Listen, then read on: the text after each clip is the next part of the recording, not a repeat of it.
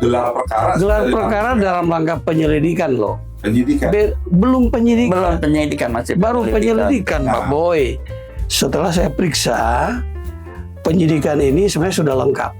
Kita tinggal menyampaikan kepada jaksa penuntut umum. Anda siap-siap mempertanggungjawabkan di pengadilan. Iya. Ketika ada penetapan pengadilan dari hakim ketua pengadilan terhadap penyitaan, penggeledahan, tidak selalu diumumkan. Kalau sekarang semua dibuat abu-abu semua nih. Nah, makanya sudah bilang ini proses politik apa proses hukum? Iya.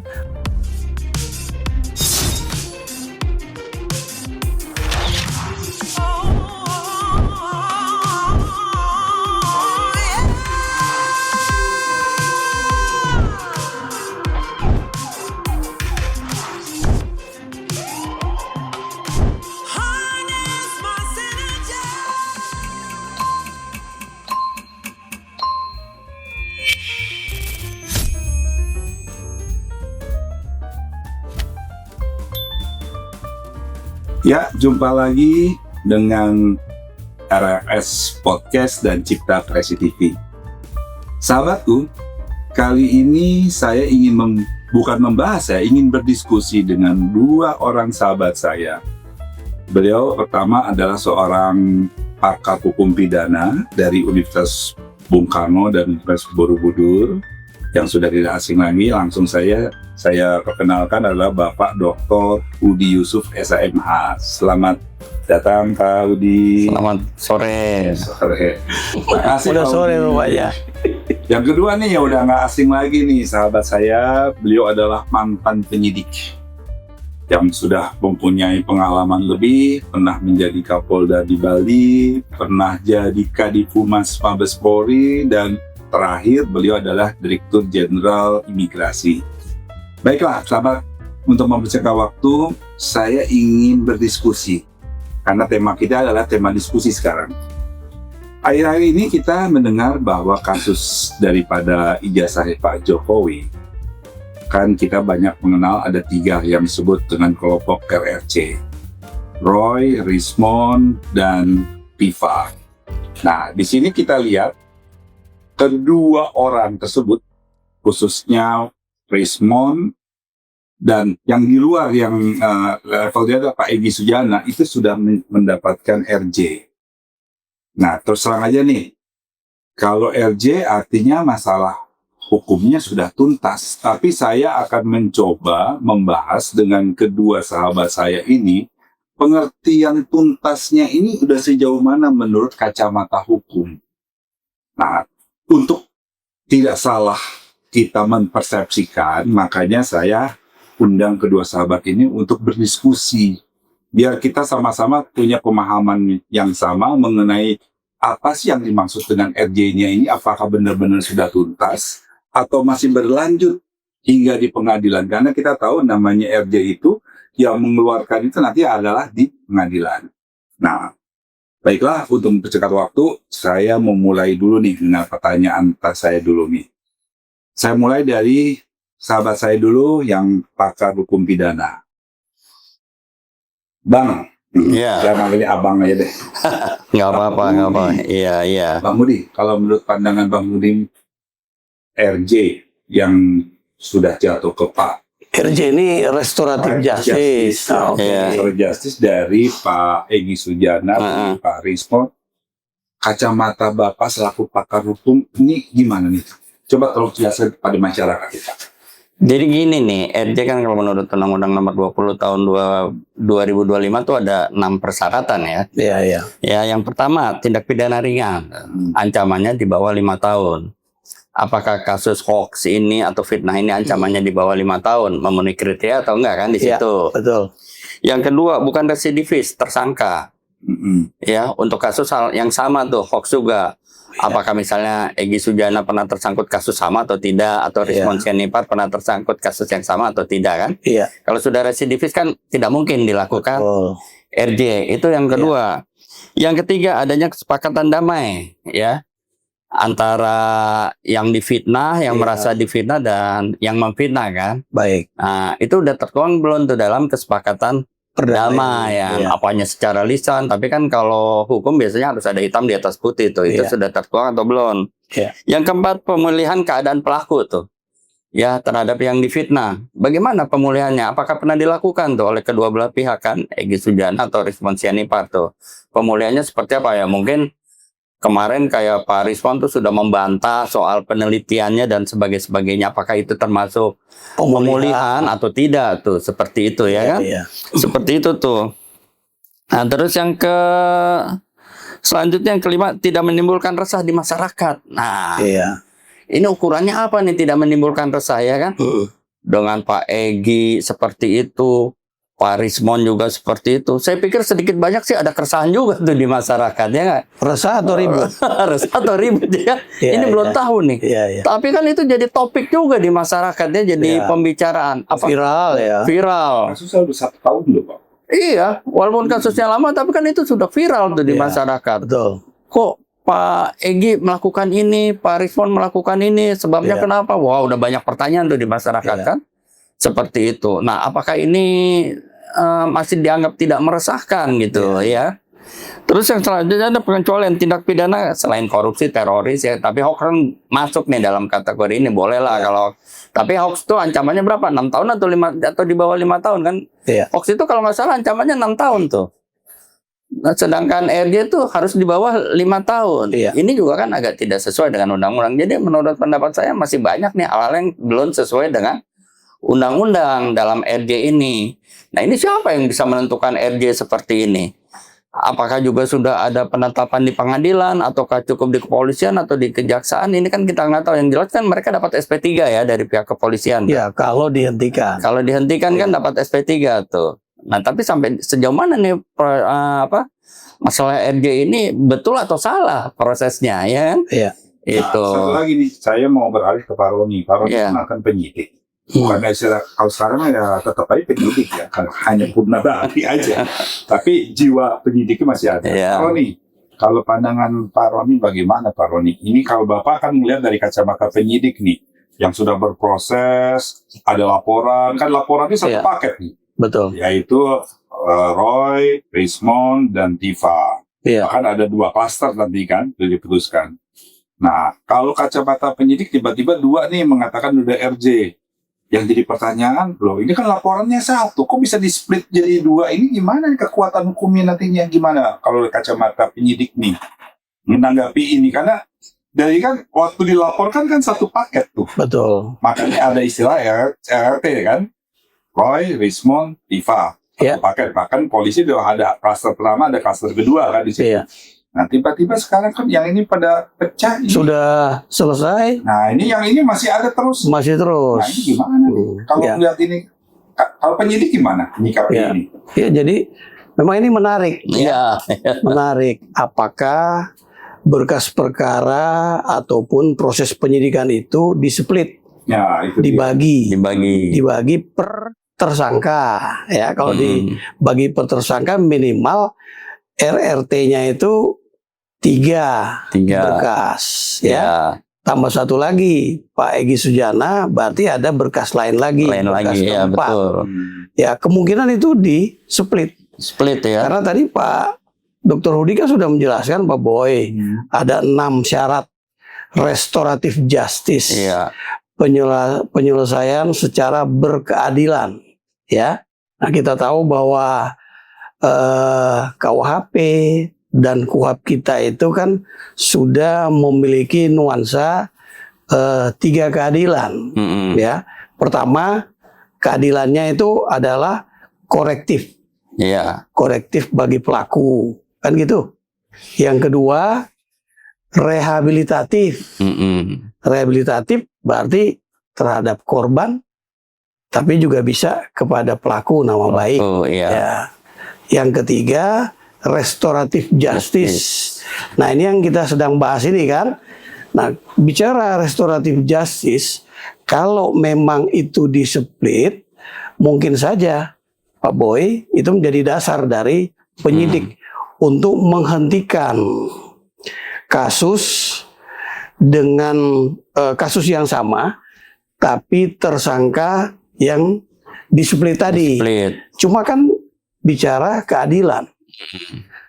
Kenapa yang lain masih ada 2 ya, yang belum dilakukan restoratif justice? Apakah syarat restoratif justice untuk 2 tersangka yang lain itu tidak tercukupi, tidak terpenuhi? Nah, dari kacamata penyidik tentu melihat kan Pak Boy, KUHP yang baru ini, Undang-Undang Nomor 20 tahun 2025, ini belum ada peraturan pelaksana, yaitu peraturan pemerintah pelaksana undang-undang kan. Iya. Saya dengar sih baru rencana, jadi baru RPP, rencana peraturan pemerintah, sehingga mungkin saja teknis pelaksanaan RJ itu akan bisa dijabarkan di dalam RPP yang nantinya jadi peraturan pemerintah.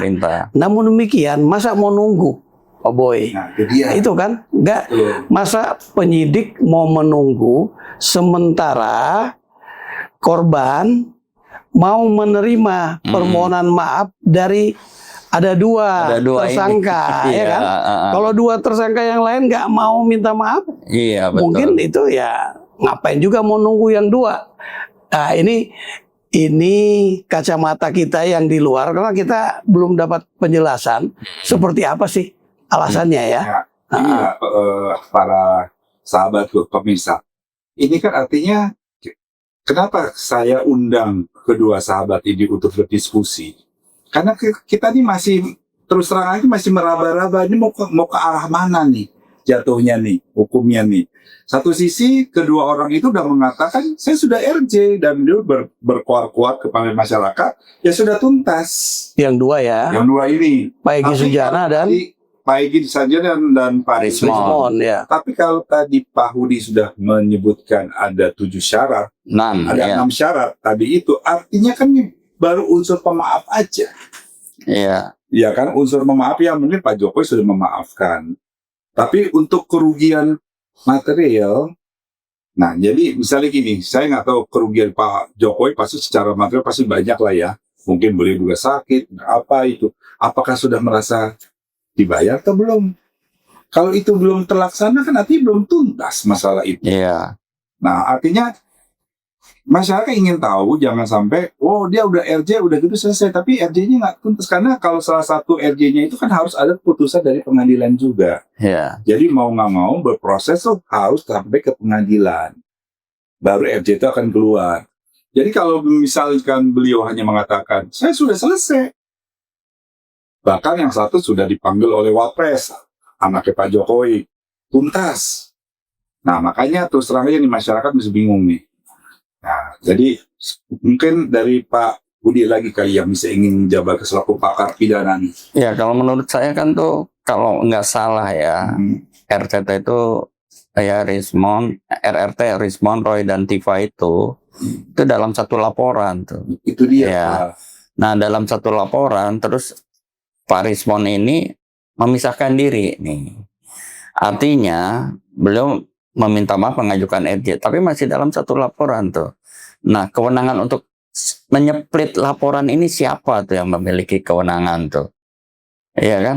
Apa bisa ini dalam satu laporan beliau memisahkan diri? Ini aturannya kan juga belum ada nih. Tapi kalau di dunia pengacara yang nggak ada laporannya ya udah maju terus sih gitu kan. Dilarang enggak, diperbolehkan enggak, jadi maju terus. Ini kan semacam celah hukum ya.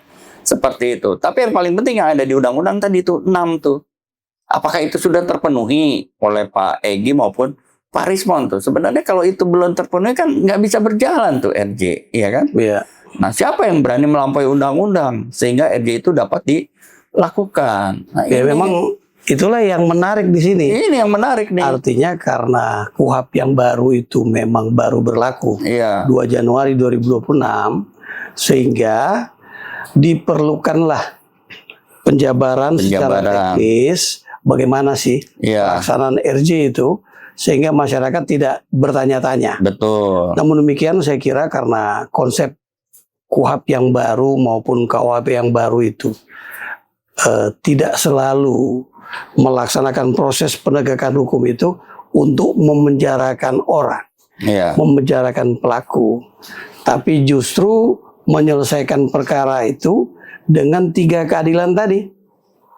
Ya, ada yang dikoreksi, ada yang direhabilitasi, ada yang di restoratif justice. Karena bukan pembalasan dendam. Jadi di sini juga mungkin saja Pak Jokowi selaku korban tidak lagi merasa perlu dilanjutkan untuk adanya permohonan maaf dari Rismond. Nah, pertanyaannya, kenapa 3 serangkai ini yang tadinya kompak, kemudian mereka yang satu sudah menyadari bahwa apa yang dia laporkan itu mungkin sesuai dengan penjelasannya itu, sehingga dia memohon maaf. Sementara yang 2 ini masih bersikukuh, dia masih terus. Ini pecah kongsi kan ini. Nah, pecah kongsi bagaimana tadi Pak Hudi sampaikan, apa bisa itu di-split? Ya, kalau penyidik menangani perkara memang tergantung bagaimana petunjuk jaksa. Apalagi sekarang ini kan kalau namanya sudah diproses penyidikan, ya sudah ada bukti permulaan yang cukup. Nah, itu sudah masuk ke ranah penyidikan. Penyidikan wajib melaporkan kepada jaksa penuntut umum dengan surat perintah dimulainya penyidikan. Apakah sudah dirembuk antara penyidik dengan jaksa penuntut umum? Ini kalau kita buka KUHP yang baru, memang ada persyaratan itu Pak Boy sama Pak Udi, harus ada gelar perkara sebelum dilakukan penghentian penyidikan dalam rangka restoratif justice. Tadi Pak Boy juga sempat bertanya, apa sudah ada penetapan pengadilan? Nah, itu mungkin saja yang belum diumumkan oleh penyidik. Tapi karena kita belum sama-sama melihat informasinya melalui press release, mungkin saja sudah ada penetapan pengadilan. Karena penetapan pengadilan itu kan sifatnya laporan, bukan harus mewajibkan ada persyaratan baru ada penetapan pengadilan. Sikap dari hakim pengadilan negeri itu, ketua pengadilan terutama, sama saja kalau penyidik mau menyita barang, menggeledah rumah, gedung dan sebagainya, karena harus ada izin atau penetapan, Pak. Kalau izin kan itu sebelum dilaksanakan. Tapi kalau tertangkap tangan kan tinggal penetapan. Jadi seperti laporan saja. Kan seperti itu. Betul. Ya. Tapi gini Pak, ya. Baik Egy maupun Rismond itu sudah ada berita acara pemeriksaan, udah pasti tuh. Mereka ada berita acara pemeriksaan. Sudah ada perkara berapa kali loh. Terus yang kedua, bukti-buktinya juga sama tuh. Iya nggak? Si Egy, Lubis tuh, Rismond, Roy, Tifa tuh bukti-buktinya sama. Terus dengan dia berbalik sekarang, apakah dia tuh dianggap memberikan keterangan yang tidak sebenarnya tuh di BAP yang telah mereka buat tuh di kepolisian? Dan gini, ini ada konsekuensinya juga nih. Artinya yang dia sampaikan ke penyidik dengan berbalik, artinya kan bohong semua. Iya itu, kan bukan ya kita nggak nyebut bohong lah, tapi artinya gini Pak, artinya dia udah menyampaikan ini di depan penyidik, bahwa dia udah menuduh dari A sampai Z lengkap tuduhan-tuduhan. Udah Nah, tiba-tiba kita nggak tahu ya, dengan tanda kutip apakah ada sesuatu, kita juga nggak jelas, saya juga tidak akan membahas ke sana. Tetapi tiba-tiba dia bilang ya sudah, saya udah restoratif justice. Ya kita bicara secara formal hukum ya. Artinya apa yang dia sudah tuduhkan dalam bentuk laporan tertulis, ya kan? Dengan dia pun, dia berbohong dong artinya. Makanya kalau saya nyebutnya memberikan keterangan yang tidak sesuai dengan keadaan yang sebenarnya aja itu. Dan dengan demikian kan harusnya ada konsekuensi hukum juga tuh. itu Pak yang Nah, itu harusnya ada konsekuensi hukum dengan seperti itu. Tidak serta-merta tuh selesai dengan RJ, kan begitu. Karena selama ini dia berbicara di BAP memberikan keterangan resmi di hadapan pejabat publik, ya kan, mengatakan bahwa palsu itu ya palsu dan sebagainya dan memberikan bukti-bukti yang sama. Terus tiba-tiba dia berbalik tuh seakan-akan menghapus keterangan mereka yang terdahulu tuh, kan menghapus keterangan mereka yang terdahulu. Kan seyogyanya tuh ada berita acara tambahan lagi dong, ya kan? Bahwa keterangan ini pasal 1, ya kalau ada perubahan tuh harus ada berita acara tambahan, kan? Pasal 1 tidak sesuai, pasal 2 tidak sesuai. Ya, kebetulan kan saya pernah menjadi penyidik. Iya. Ketika saya menjadi Direktur Reskrim Polda Sumatera Utara tahun 2006 sampai 2007, saya sering menghadapi kasus-kasus di mana laporan awal korban itu merasa dirugikan, entah dia penipuan, penggelapan, kasus tanah, ada pemalsuan, ya. Ketika kalau bicara penipuan, penipuan uang atau penggelapan barang, begitu diproses, kemudian tersangka ini merasa bersalah, ya, dia datang, Pak, saya mau mengembalikan kerugiannya pelapor. Wah, kalau gitu silakan ketemu sama pelapor, kan kamu tahu pelapornya. Karena pernah ada kejadiannya begini, ketika saya jadi di Reskrim itu di Sumatera Utara 2006, datang korban karena kasus sudah cukup lama tidak selesai. Nah, akhirnya saya cari penyidiknya, ketemu, kita panggil lagi tersangkanya. Ya, karena saya sampaikan sama yang bersangkutan, setelah saya periksa, penyidikan ini sebenarnya sudah lengkap. Kita tinggal menyampaikan kepada jaksa penuntut umum. Anda siap-siap mempertanggungjawabkan di pengadilan. Betul, ya. Terus dia masih menguji saya. Menguji saya artinya dia ingin tahu saya ini move, nakut-nakuti, atau ada quote and quote. Tapi itu.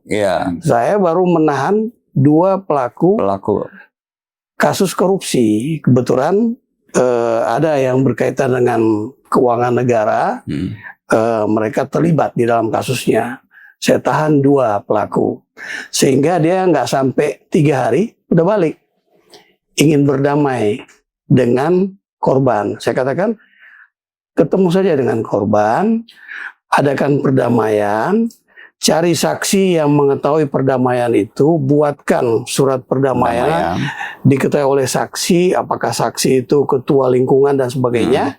Kemudian minta korban mencabut kembali kasusnya, ya, ke kami sehingga selesai. Waktu itu belum ada KUHP yang baru. 2006 masih KUHP yang lama. Ya, itu saja bisa kita selesaikan, Pak. Sudah cukup bukti loh itu. Terus bagaimana menghilangkan cukup bukti tadi? Saya gunakan pasal 7 ayat 1 huruf J tentang kewenangan penyidikan itu adalah antara lain melakukan tindakan lain menurut hukum yang bertanggung jawab. Apa antara lain itu? Ya, menggunakan diskresi sebagai penyidik itu untuk menyelesaikan perdamaian ini. Yang di dalam asas yang berlaku dalam KUHP yang lama, ya, itu kan termasuk KUHP. Itu bukan delik aduan, Pak. Iya. Yang bisa dihentikan hanya delik aduan, kan? Delik aduan. Nah, waktu itu saya menghentikan, Pak. Nah, iya, dengan dasar apa? Karena dua-dua berdamai, maka si korban mencabut keterangannya di berita acara pemeriksaan terdahulu. Tersangka juga menjelaskan bahwa dia sudah mengembalikan kerugiannya, sehingga kerugian itu sudah tidak ada lagi bagi korban. Maka saya pakai pasal 109 KUHP waktu itu, ya, itu penghentian penyidikan bisa ditempuh kalau satu, bukan tindak pidana. Yang kedua, tidak cukup bukti. Yang ketiga, demi hukum. Demi hukum itu bisa nebis in idem, bisa daluarsa, bisa tersangka meninggal dunia. Tapi itu kan tidak terpenuhi itu semuanya. Yang kedua saya ambil, Pak. Tidak cukup bukti. Kenapa tidak cukup bukti? Keterangan saksi itu kan alat bukti yang utama, Pak. Iya. Ketika korban mencabut keterangannya karena dia sudah merasa kerugiannya sudah dikembalikan, maka tidak cukup bukti jadinya, Pak. Yang tadinya cukup bukti menjadi tidak cukup bukti.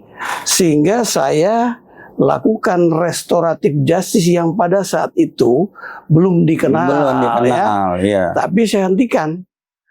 Ancamannya saya apa yang bisa saya hadapi? Peradilan. Tapi kan sudah dilakukan penahanan kan terhadap yang dua orang. Tidak ada penahanan. Oh, belum ada. Tidak ada penahanan sehingga penanganannya lebih mudah.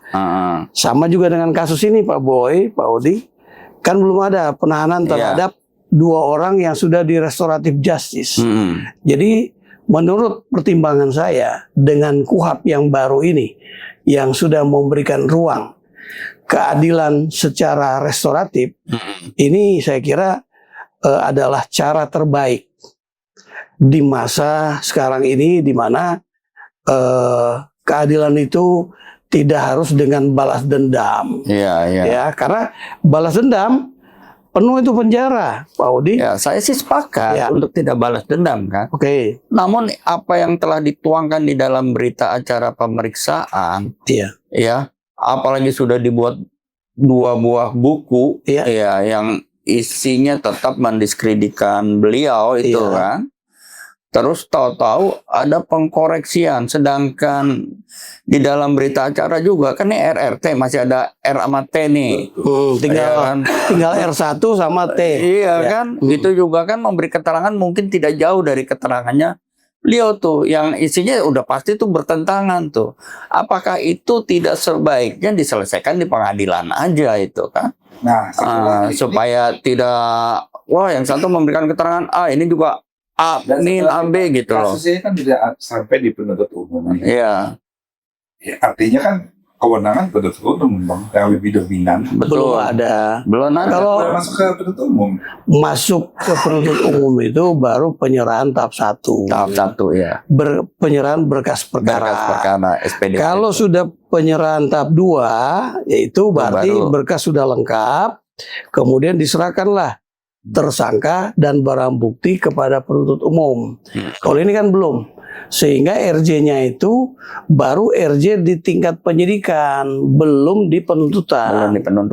Itu. Belum sampai ke sana, Pak Boy. Nah, kalau lihat kasus begini, ini makin menarik ya. Artinya gini, pertanyaan dari kita semua masyarakat, RJ ini sebetulnya bisa nggak dijatuhkan di tingkat penyidikan aja, nggak usah sampai ke pengadilan. Kalau misalnya begini terus, artinya ya sudah, RJ, perdamaian sudah terjadi, tapi tuntaskan secara tuntas, yaitu di pengadilan saja. Nanti di hakim yang memutuskan semuanya. Ini dasar pertimbangannya sudah terjadi perdamaian, tentang ini di tingkat ini sudah.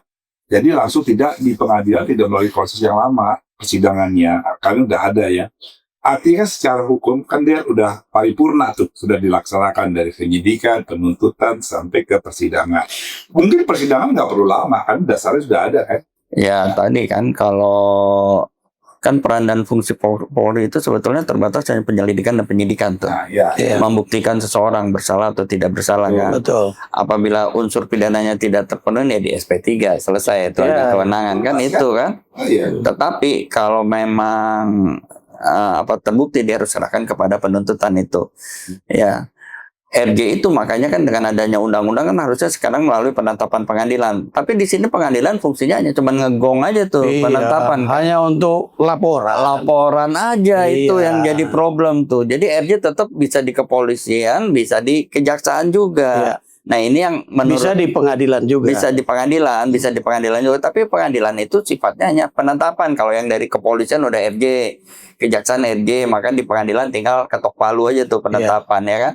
Kalau di sini belum RJ di pengadilan di RJ kan ya nggak? Iya. Kalau saya lebih baik begini sih, kalau kayak gitu ya, daripada harus sampai panjang, lebih baik kalau begitu di penyidikan sudah dianggap bisa selesai, ya namanya kan SP3 ya, kita buat lagi nama yang baru. Ya sudah, arti penghentian kasus.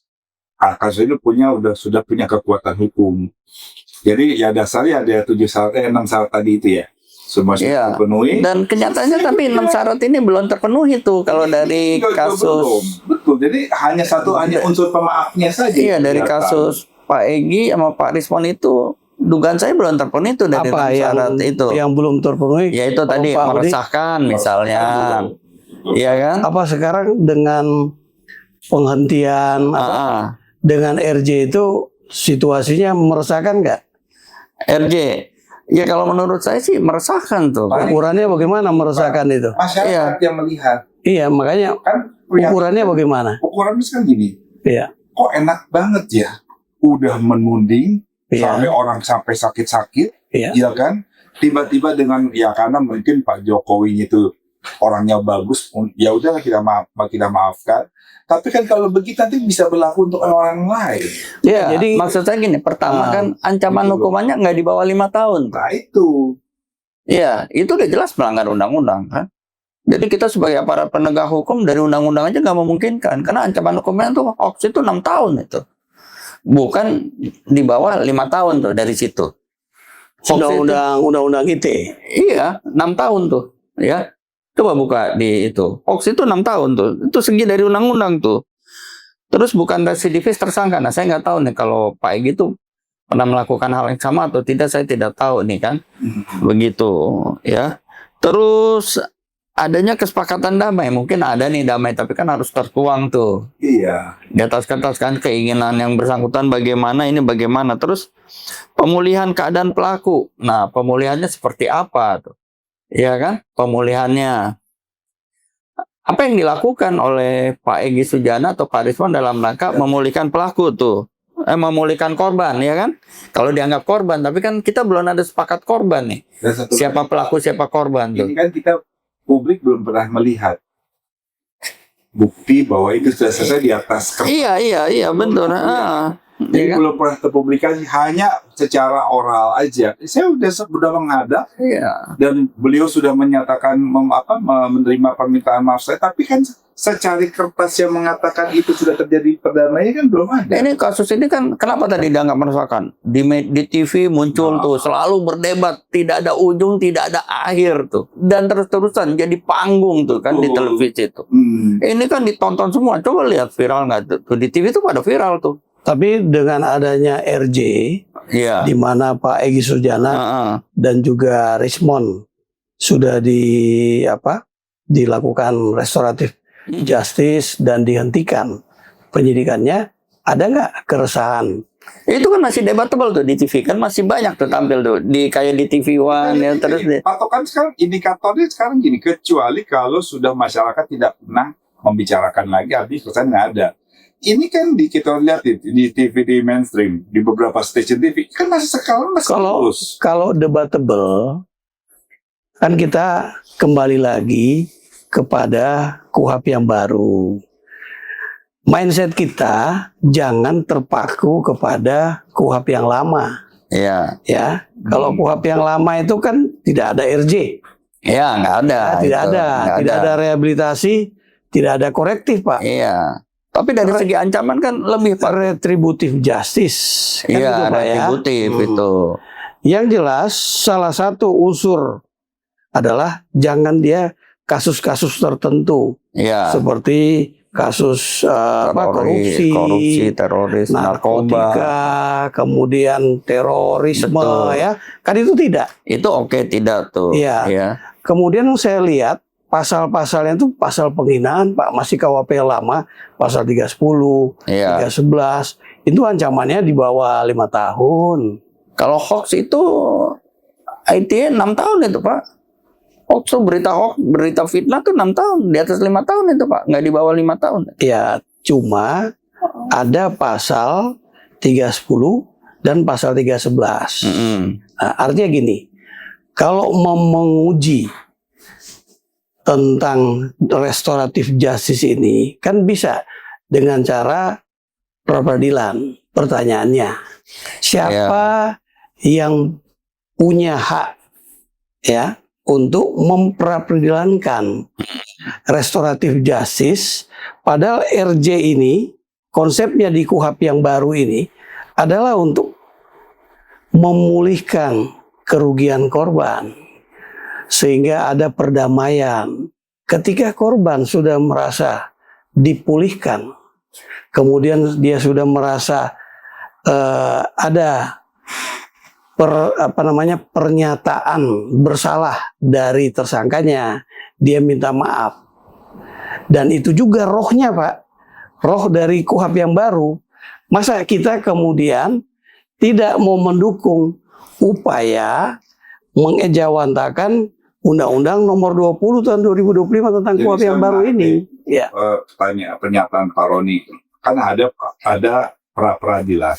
Kenapa itu tidak dilakukan? Nah, sekarang gini, kalau orang mengajukan pra-peradilan, biasanya si calon tersangka ini merasa sudah dirugikan karena dia sudah melalui proses penahanan. Rupanya setelah masuk tahanan kok nggak enak, ya apa? Tapi kok prosesnya nggak benar? Ya bisa ajukan pra-peradilan. Nah, kenapa ini? Karena apa? Dia yang para si pembuat gaduh lah, saya bilang ya.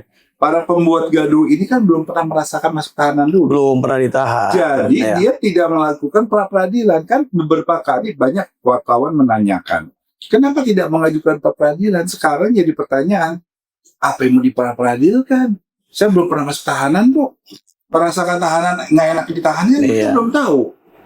Artinya gini. Artinya risiko untuk pra-peradilan juga sangat kecil kan? Sangat kecil. Jadi kalau orang sesuatu ya Pak, akan memberontak secara psikologis apabila terjadi tekanan yang tidak mengenakan pada dirinya. Itu secara psikologis ya.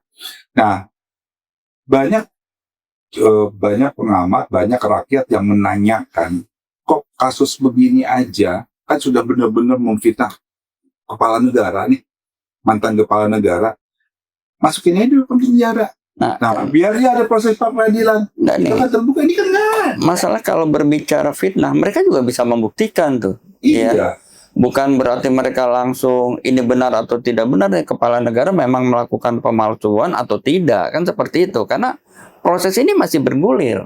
Bergulir tapi belum di persidangan. Belum sampai ke persidangan. Iya, memang belum masih bergulir tuh. Artinya ini kalau kita bicara tentang asas praduga tidak bersalah, itu kan masih berjalan. Asas masih berjalan. Iya, betul. Praduga tidak bersalah, bukan praduga bersalah. Satu lagi, kalau kita menganut ya, kita udah memasuki ke KUHP baru ya. Artinya saya ingin bertanya nih ke Pak Roni juga nih. Pak, ini kan kasusnya ini kan sebelum KUHP baru sudah ada nih. Kasusnya ini. Nah, begitu tanggal 2 Januari diberlakukan KUHP baru, ini yang lama ini kan kasusnya berjalan 1 tahun lebih nih. Pak Jokowi ini masih mengacu yang lama sehingga sampai detik ini kan belum tuntas. Harusnya namanya sepengetahuan kita ya sebagai sarjana hukum, apabila ada peraturan yang baru, yang lama kan dinyatakan tidak berlaku lagi.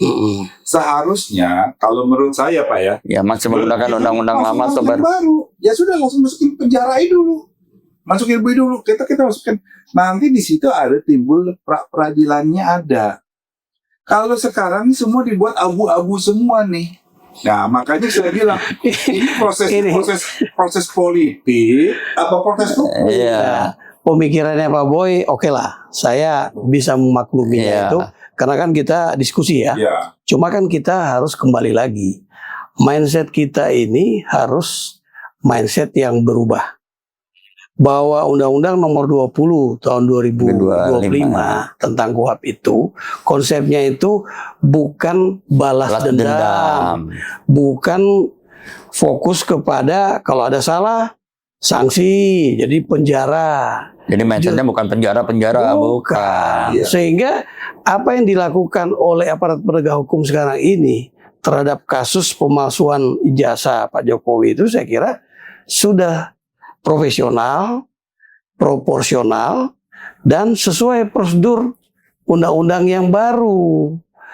Kalau memang ada yang bertanya dan sebagainya, kita kembali kepada aturan undang-undang itu, termasuk kita menunggu Tapi kan rancangan peraturan pemerintah yang penjabarannya itu. Oke lah, artinya udah setahun, anggaplah setahun ini kita lupakan lah ya yang ada. Kita sudah mengacu ke KUHP yang baru. Kan KUHP yang baru kan Pak Roni juga tahu, Pak Rudi juga kan ada waktunya tuh. Di proses penyidikan 14 hari, nanti di penuntutan berapa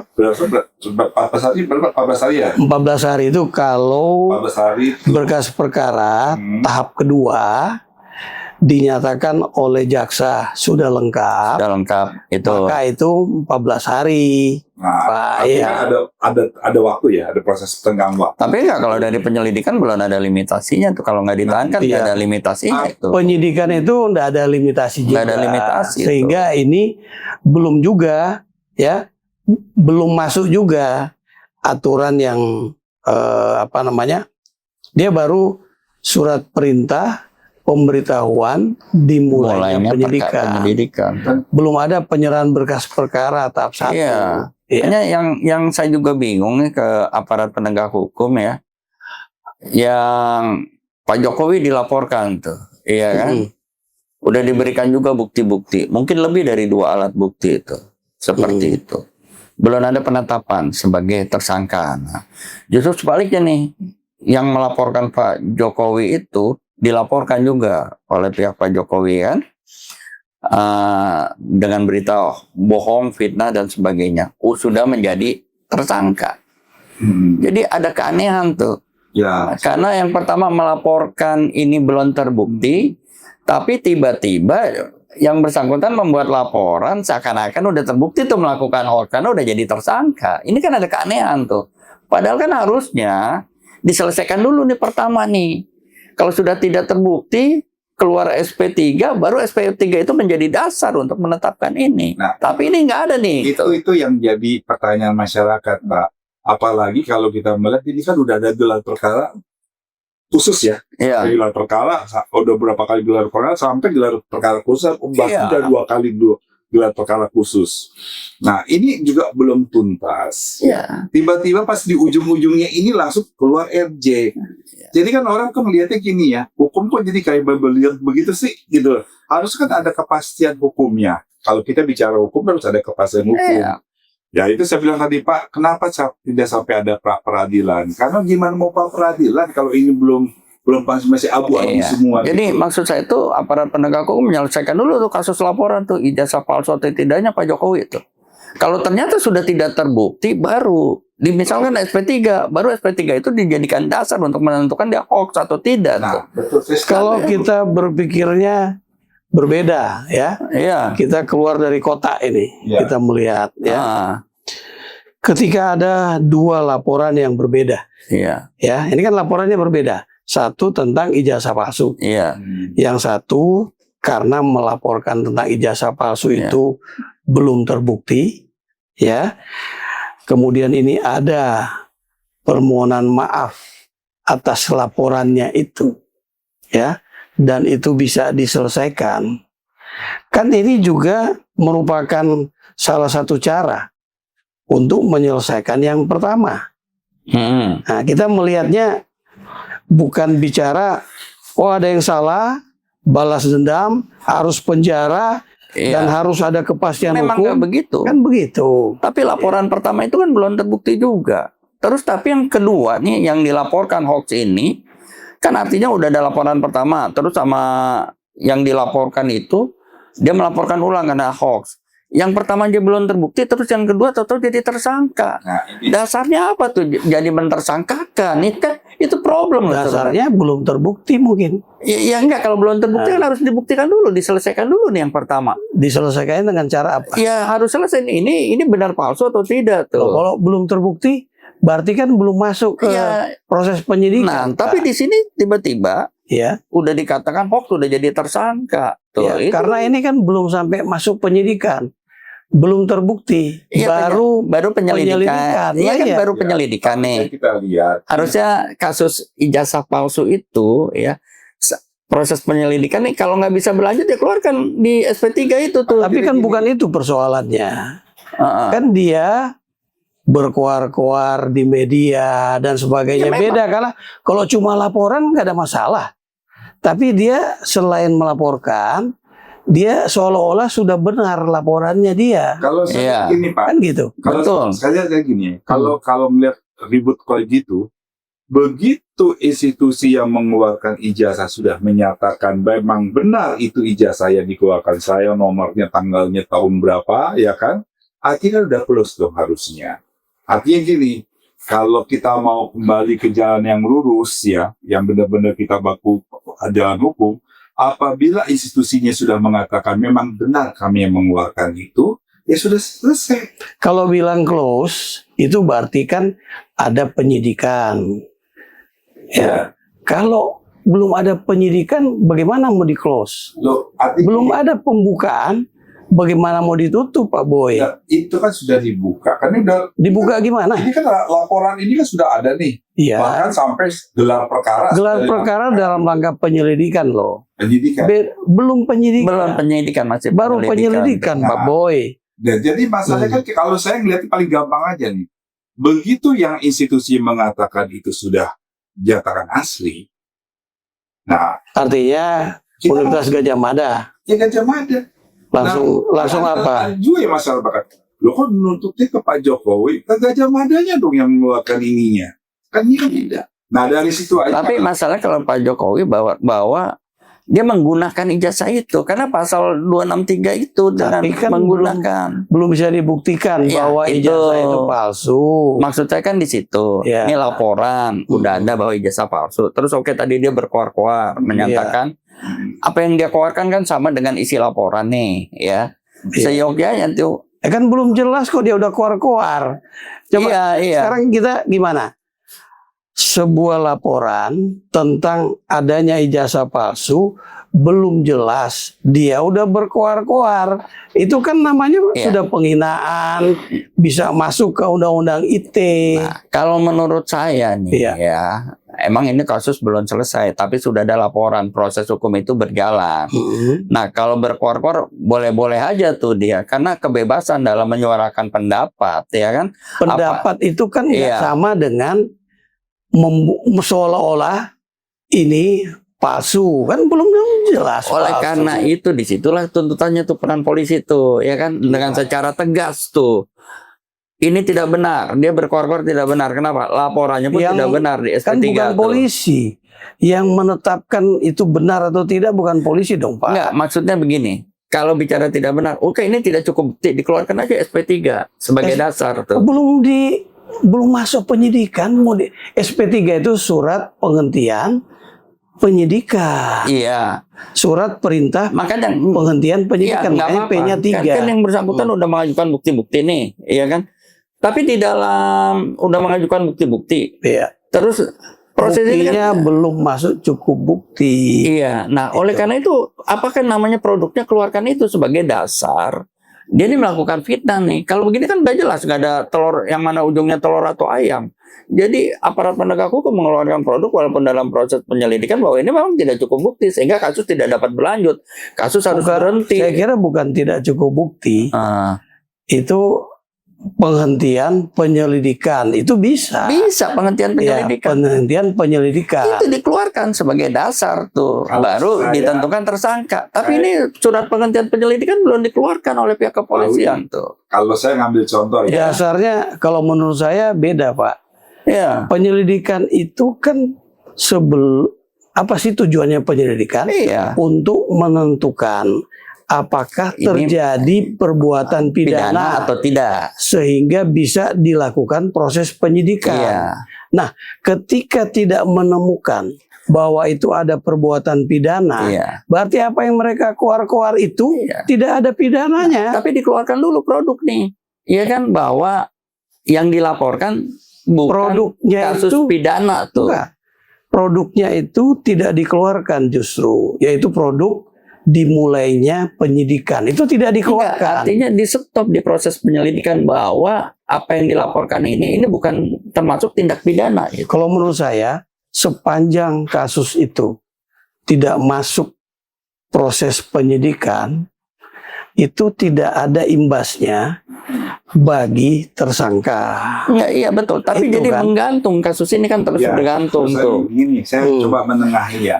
Kalau kita bicara gini, nanti sampai lebaran kontak tuh nggak bakal habis. Ya, namanya orang hukum kalau bicara. Ya, kalau misalnya jadi begini, Enggak. kemarin kita Satu case, ya, ini baru 3 orang, Iya. sudah bisa 6 ini kemarin kita anunya. menyaksikan final Enggak, bola, maksud saya gini. main bola tuh. Yang berperan di sini adalah penentu kan ada wasit, Pak. Ya, Siapa wasitnya? polisi dong wasitnya dalam hal ini, pas polisi dong wasitnya. Ini kan dua orang yang berperkara nih. Oke. Wasitnya adalah polisi. Iya.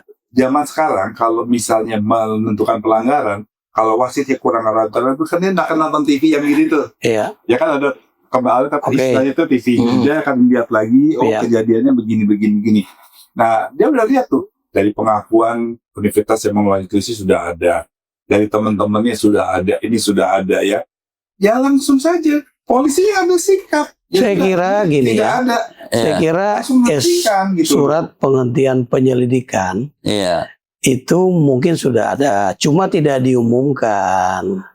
Bagaimana penyidik mau menerima laporan dan sudah masuk ranah pidana Iya. ya terhadap perbuatan yang dilakukan oleh RRT kalau belum ada penghentian penyelidikan, Pak. Maksud saya itu jadi dengan adanya surat penghentian penyelidikan, baru tuh pengacara dari Pak Jokowi dengan bukti ini melaporkan yang bersangkutan. Iya. Akhirnya proses jalan tuh final sampai ke pengadilan kan lolos. Betul. Tapi dasarnya adalah yang dikeluarkan aparat itu surat penghentian penyelidikan. Nah, Itu yang harus dijadiin dasar. pertanyaannya, apakah itu belum ada?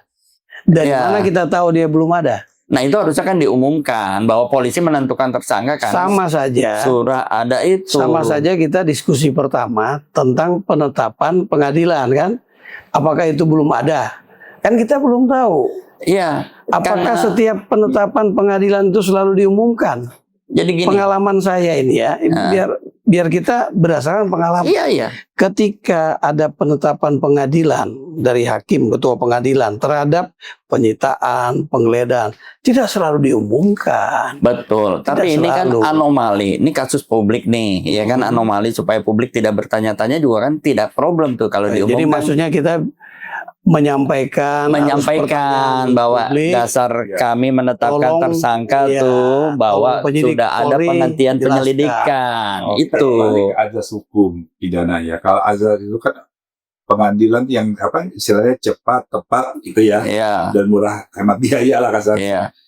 Kita laksanakan itu dulu. Jadi jangan sampai ini kasus ini kan kalau menurut pendapat saya kasus sepele sebetulnya kasus kecil ini ya kan lebih susah misalnya pembunuhan tuh lebih rumit ya. Kalau ini bilang kan sepele nanti RRT marah. Bukan apa-apa. Artinya satu ini kan ketegasan penyidik harus Iya. diutamakan. Kalau saat jangan sampai gini loh, jadi pembiaran ini kan terjadi pembiaran nih Iya. sampai saat Yang dibiarkan apanya, Pak Boy? berjalan sampai 100 tahun. Contohnya Pak, banyak orang bilang gini, aduh nih orang baru terbukti maling ayam yang harganya berapa langsung ditahan. Baru melakukan mau unsur nipu-nipu dikit aja langsung cepat ditahan. Ini kan kelihatan terkena. Katanya tadi kasus sepele. Berarti ini lebih sepele dari yang maling. Artinya gini, Ini artinya kapan? kalau misalkan ya, prosesnya cepat dari pihak penyidik. Oke, kalau gitu tahan dulu deh.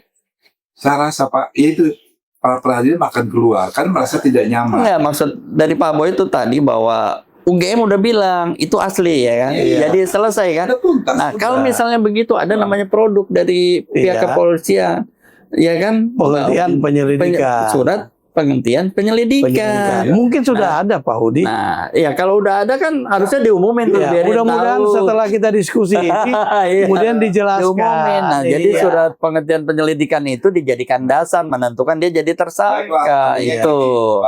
Teman-temanku, kalau kita bicara ini sampai lebaran kontak pun kita belum selesai. Jadi tapi maksudnya Pasti beda anunya kan. diskusi kita ini artinya apa? Mudah-mudahan dengan kita berdiskusi masalah ini besok udah bisa dituntaskan. Ya. Oke. Baiklah, mungkin kira-kira dari Pak Roni ada closing statement dari diskusi kita ini. Ya, Silakan, Pak. dari saya tentu publik masih bertanya-tanya, tapi satu demi satu aparat penegak hukum berupaya untuk menyelesaikan persoalan-persoalan hukum yang terjadi di masyarakat. Dengan demikian kita ikuti dan kita dukung upaya penerapan KUHP KUHP yang baru ini sesuai dengan aturan yang ada sambil kita menunggu peraturan pemerintah pelaksana undang-undangnya. Demikian. Itu Pak Dari Boy. Pak Budi. Ya, kalau menurut saya dalam kasus ijazah ini perlu ada transparansi itu dari aparat penegak hukum. Karena ini kasus publik ya, sehingga supaya tidak mengecewakan publik, apapun yang terjadi dalam proses hukum itu diumumkan tuh secara resmi kan ke masyarakat, sehingga tidak menimbulkan keresahan terus nih, karena kasus ini sudah berjalan lama. Betul. Sehingga transparansi itu sangat penting kalau menurut saya, seperti itu. Baiklah, Pak Roni dan Pak Budi. Demikianlah perbincangan menarik kita, diskusi kita ini. Mudah-mudahan permasalahan ini bisa cepat selesai, ya kan? Dan tuntas, benar-benar tuntas. Jadi tidak ada lagi kita besok-besok berbicara dengan hal yang sama. Demikian pembicaraan kita. Sampai ketemu lagi di lain kesempatan dengan topik-topik yang tidak kalah menariknya. Terima kasih.